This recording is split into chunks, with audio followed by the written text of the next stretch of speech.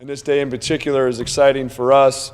I think most coaches, head coaches in particular, would tell you that recruiting is the lifeblood of your program, and thus it's very, very vital. And I think like most coaches would tell you, we're extremely excited about the two young men that we're bringing in here today. A couple thank yous that I want to do before we get going here. First and foremost to our staff, Jaden Olson, Eric Henderson, Freddie Coleman, and Casey Matthews.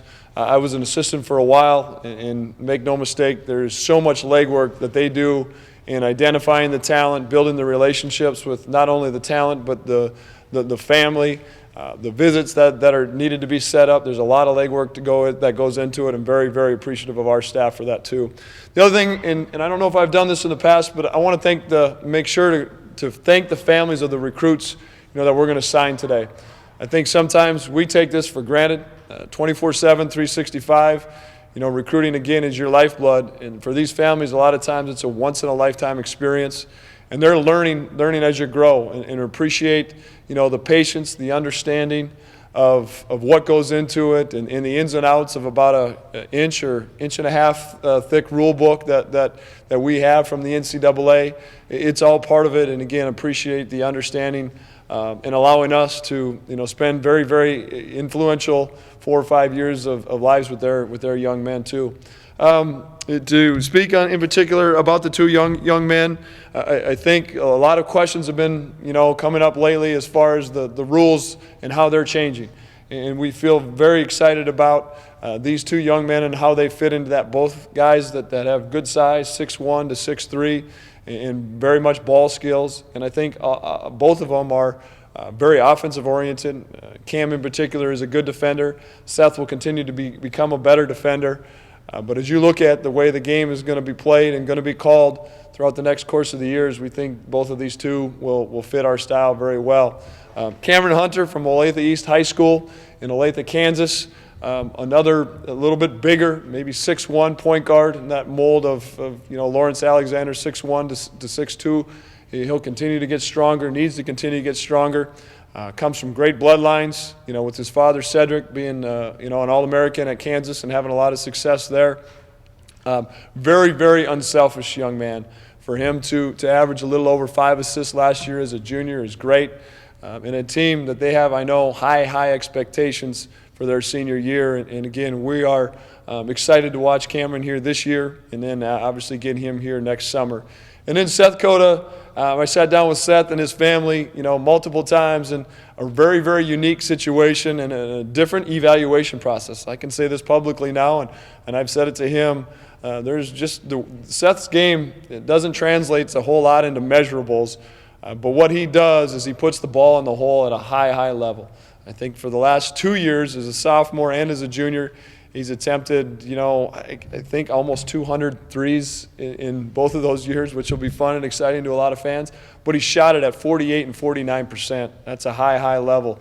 And it was fun to watch him, in particular on the AAU circuit, against some teams that didn't know who he was. And he could have 12 in the first 5 minutes until the scouting report was on him. And he'll continue to develop. What I've been pleased with his progress is he's been able to put the ball on the floor better and better every time we've seen him. And he's also, not maybe quite my height at 6'4", 6'5", but, in between kind of Freddie and I at that 6'2", 6'3" range. And that's exciting as we've been fortunate of our league to have some good length on the wing and perimeter too. So I'll answer any other questions. How rewarding is it to be recruiting these guys now as the head coach and kind of building your brand here? It's rewarding, make no mistake. And again, I'll go back and touch on it with the assistant coaches. I think they do so much.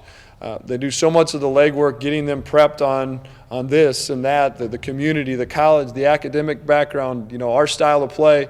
And then, as Coach Miles would say, you're a little bit of the closer as the head coach. A lot of times you're just trying not to screw it up. But it is nice, when someone does commit to us, when a family does commit to us, especially – again, I think we sell it a little bit different. We don't promise anything. We promise, I take that back. We promise 2 things. It's going to be the hardest thing you've ever done, and it's going to be the most fun. And there's no guarantees of playing time. There's no guarantees of minutes or this and that. And so when a young man or a family commits to us on that premise, it's really exciting. Having so many young players on this year's squad, you obviously had fewer scholarships to fill. What is it like? Is it any different recruiting fewer players? Maybe makes it a little bit easier. You're not spread as wide, but you know we've had a tremendous amount of success from recruiting inside out. You could say we maybe went a little bit farther out with Cameron being a Kansas kid, with some different connections, you know, that we had within the game and within our staff. But I still think it goes back to no matter if you need like Marn 7 or us, you know, 2 this year, you still got to get the right ones, and you got to do your homework to make sure you've got the right person, you know, a willing student and obviously a talented player. Dave, you went into Kansas for the first time. Is this an area you think that could be fruitful down the road? Yeah, you know, you go back to one of my first years here with Coach Miles. Lorenzo Riley, you know, was a Kansas kid. So, you know, it's been a while since we've been back there. We felt like we continued to. Anytime you lose a 4-year starting point guard and the all-time winningest player, and I think all coaches would tell you, you want to be strong and deep at that point guard position. You know, we were going to make sure, you know, we were covered there. We feel very excited about, you know, who we have in our program, but continuing to add the right depth. So we were a little bit looking for that position, and some connections arose, and we're able to see Cameron this summer, and it just progressed actually pretty quickly, and very excited about him.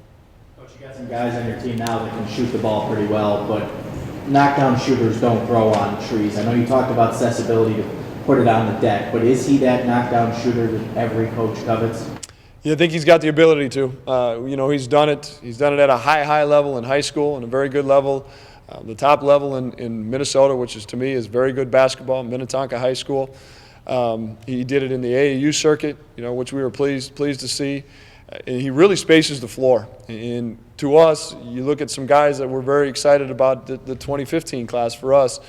You know, the floor is going to be spaced, and teams are going to have to make some decisions. Are you going to double here or double there? And if you are, I think we've got some guys with the ability to make you pay. If you're not going to double, you know, to the post or to certain mid-post areas, I think there's some one-on-one matchups that we feel are very favorable for us. But again, it's about getting that talent and working them and getting them better every day.